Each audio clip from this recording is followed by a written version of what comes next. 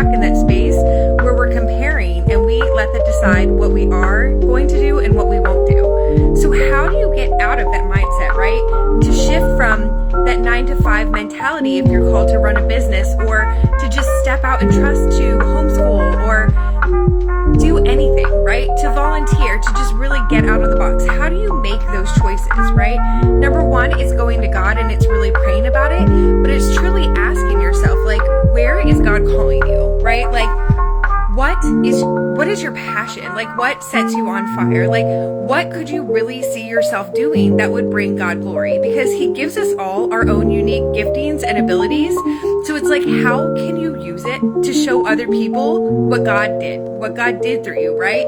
How can you share what you've gone through and show them that it's possible for them too? This is my favorite thing about coaching, right? Because I get to help women go from a place where they feel stuck to a place where they explore and see that anything is possible when they trust in God and they grow in their relation with him and allow themselves to move freely. I had a client I was speaking to about it today, and I was talking some about the Israelites and how Joshua led them out of the wilderness, right? 2.5 tribes decided to stay east of the Jordan outside of the promised land. They went and they fought and they got the promised land, but they said, oh, I want to settle here. And it never seemed like a big thing, right? Like, they were close, it's whatever. But I was reading in this book and it's like, it's crazy because they decided to settle. That's just what it was. They were comfortable. They had everything set up and they said, I'm good here. I'll pass. So they watched everybody else receive those promises, that abundant life that God had promised them, and settled where they were. This is crazy to me, right? And what does this mean for us? Well, how many times have we settled because we're comfortable? And we just go, oh, this is good. This is good enough. This is definitely what God had planned for me. It was just this. I do it too, right? We allow fear to block what God has said that we can do. And lately I'm just like, but why aren't we walking in victory? Why aren't we standing up and showing up and actually trusting that God had this for us, right? He doesn't call us to do something and then laugh and be like, no, just kidding, right? He goes, hey, let's do this. Take a step of faith. I'm going to come alongside of you and this is going to be beautiful. So why are we still walking in this battle like we've lost and been defeated when God says it's done, right? It's already done. It's already beautiful the way he planned it, and you're walking in that victory.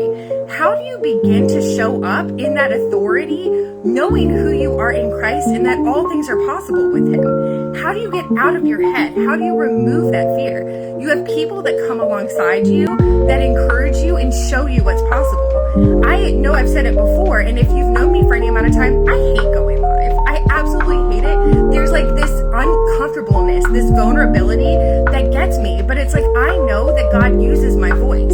Now, the reason I know this is one of my gifts is because when I was younger, I was always told I was too loud, or my voice was annoying, or I talked too much, right? Because the enemy is going to attack the gift that God's going to use. And I'm just like, but why am I still allowing this, right? I'm in my 30s. Why am I still allowing what has been spoken over me to dictate me? Even today, I went to write a post. I was like, I can put this all out, right? In print, nobody has to see my face. Nobody has to see me in my pajamas. But I was like, no, like God is calling me to something more, and I can no longer be the person standing in my own way. Because truly and most honestly, I'm my biggest problem, right? I'm the one limiting myself. I'm the one with beliefs that don't line up. So I'm the one that needs to do the work, that needs to dig deeper, that needs to trust and believe that God meant those words for me too. And I want to encourage you to know that those words are meant for you also, right?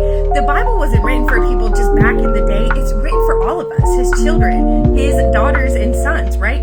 Get excited, get bold, and do what God called you to do. It's gonna be beautiful. It's more than you ever imagined.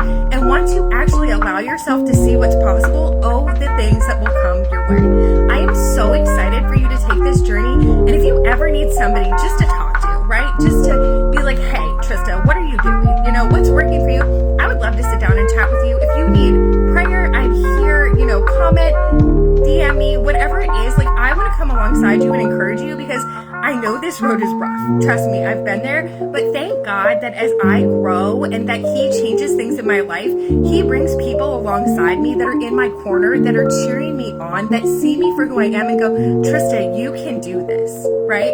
This is what God has for you. Walk in it. And they encourage me. I want to be that encouragement for you. So if you feel like you have an idea, a passion that you haven't explored, if you just want to talk, even if you just want to pray together, I'm here. I want to be in your corner and I want to be your person. So I hope this really encourages you not to settle. Don't stay on the east side of the Jordan, out of the promised land. Walk in that abundant life that God has set apart for you. Does it mean it's going to be easy?